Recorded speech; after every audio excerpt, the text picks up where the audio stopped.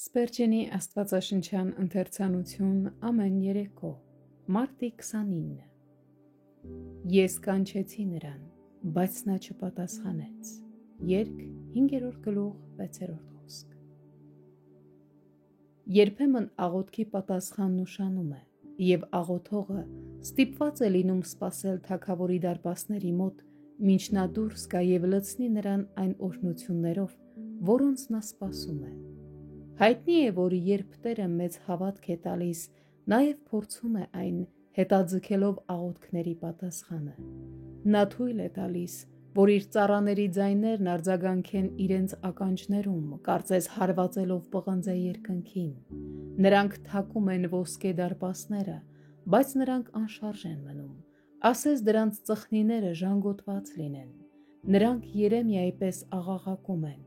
«Քեզ ամպով ծածկեցիր, որ մեր աղոթքը անց չկենա»։ Ողբ 3 գլուխ 44-րդ խոսք։ Ահա այսպես են իրական սրբերը առանց պատասխանի երկար ժամանակ համբերությամբ սպասել,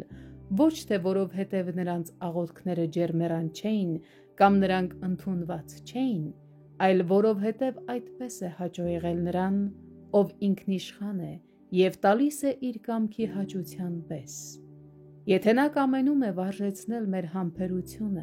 մի՞թե չի կարող իրենների հետ վարվել, ինչպես ինքն է ուզում։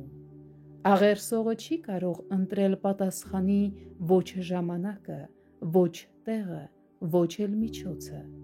բայց մենք պիտի զգույշ լինենք, որ չդադարեցնենք մեր աղոթքները,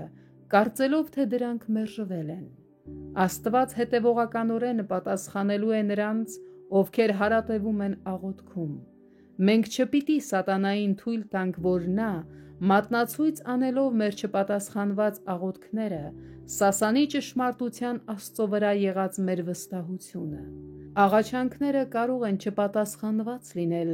բայց դրանք չեն կարող չլսված լինել։ Աստված պահում է մեր աղոթքների թղթապանակը և ոչ մի քամի դրանք չի կարող քշել։ Դրանք պահվում են թագավորի արխիվներում։ Յուրաքանչյուր աղոթքը զետեղված է երկնային արքունիքի գրանցամատյանում։ Ով հավատացյալ, դու գուցե հիմա փորձվում ես, սակայն հիշիր, որ քո Տերը արցունքների տիկ ունի, որի մեջ հավաքում է քո խորը վշտերի թանկարժեք արցունքները, և մի գիրք, որի մեջ համարված են քո սուրբ հառաչանքները։ Շուտով քո հայցը կբավարարվի։ Մի՞թե չես կարող մի փոքր էլ սպասել։ Մի՞թե քո Տիրոջ որոշած ժամանակն ավելի հարմար չէ, քան քոնը։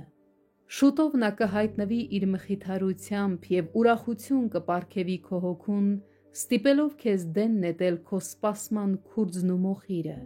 և հագնել պտղաբերության կարմիր բեհեզը։